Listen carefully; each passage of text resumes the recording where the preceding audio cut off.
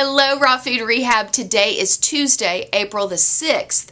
And this week, we are really focusing in on equipping ourselves for success. This coming Saturday, we start our new 11-week Total Health and Weight Loss Initiative. It's going to be here before you know it.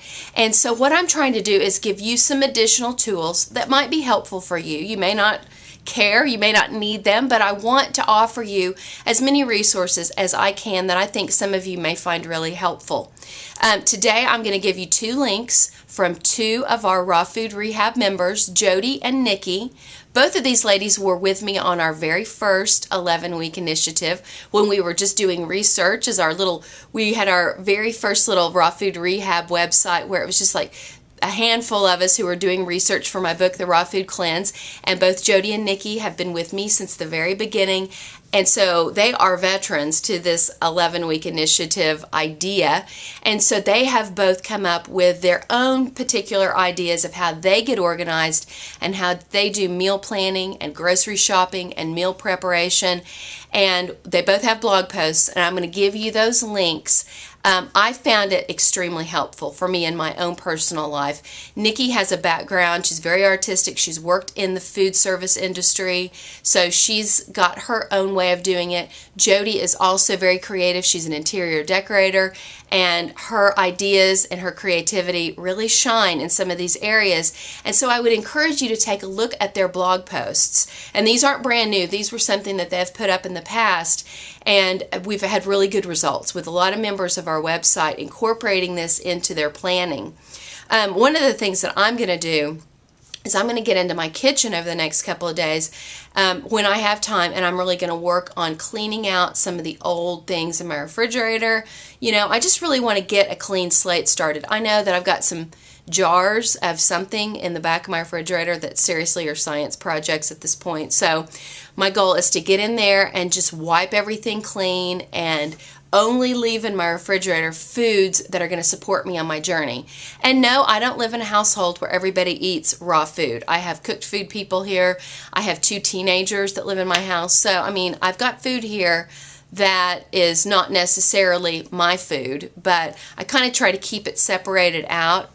And the other thing I do with my family is I tell them that there are certain food items that I will not bring into this house because I know they're trigger foods for me. And you may be surprised to hear, but hot and spicy Cheetos are one of those things. We can't have it in the house. And my youngest really loves that. And so I'm like, sister, you can have that at grandma's house. You can have it at school if that's really what you have to have.